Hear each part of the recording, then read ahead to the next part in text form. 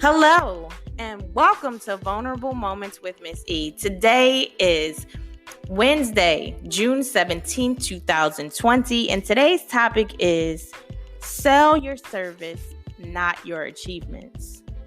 Listen here. You do not have to prove anything to anyone.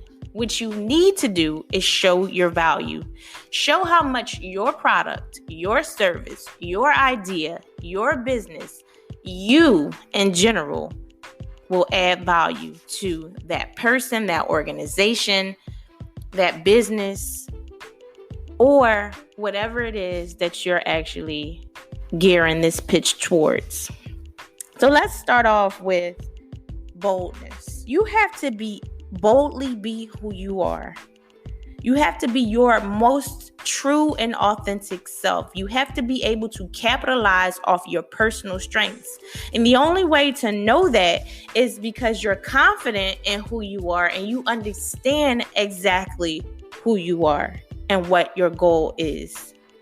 You have to be clear when you communicate, clear on what your goal is, and clear on what your plan and course of action is. As you come forth confidently, understand this. If you haven't heard it before, confidence sell. It's one of the sexiest things that you can actually communicate to anyone, anywhere.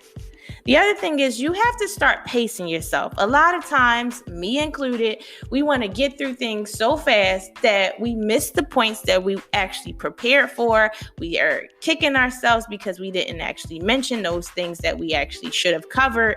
And because we were speaking so fast that they didn't have time to either take notes or ask questions because you were coming so fast. So with that being said, I want you to begin pacing yourself and stop rushing through your pitches or through your presentations. You've listened to others, and if they're interested, they will definitely remain with you. They will study you, and they will allow you time to slow down and take your time without rushing through your process. The other thing is to stop deviating from what you've already prepared for. You've rehearsed it. You've written it out. You've already studied it. So you've got what it takes. So stop losing confidence in yourself, all because you're in a room of your own peers. The other thing is I want you to stick to your guns. Making sure that before you get up to speak in front of anybody that you've actually thoroughly prepared. You may not have an answer to every question, but I want you to be able to answer at least 95% of them. The other thing is we always want to make sure that we are plugging in our products and our services all the time, every chance you get. If it applies, then don't let it fly. You need to let it fly out of your mouth so that people actually know what you do and how you can be of service to them, or how your product can actually serve that thing, or how you can be a solution to their problems. So let's get into some examples. So recently, I was actually on a coaching call and I was put in a hot seat, and I had thoroughly prepared, or at least I prepared enough for the hot seat. And the reality is, because I felt like we were on this shot clock situation, I was trying to it was almost like I was vomiting everything that I needed to get out about the businesses, about my past, because I wanted people to understand where I was coming from. But this one young lady, she just put her ideas so eloquently, and she didn't even realize that she was doing it. And the reality was, I was prepared. I understood what I needed to say. I knew what my plan and my goal was, but it was like a train wreck. I had tried to expose the group to so much about me in one setting that I didn't give the actual pitch a chance. So with that being said, take a lesson from me. Use your time wisely, pace yourself, stick to your guns. Do not, under any circumstances, deviate from what you've already prepared for, because you shoot yourself in the foot and you live with some regret. Now, I know that it wasn't the end of the world, but I missed a grand opportunity to actually get more feedback on the business that I was actually developing in that moment. So take advantage of every opportunity. Be sure to be clear with your message, because that was one takeaway for everybody, that we had to be clear on what we wanted to do. I have multiple businesses.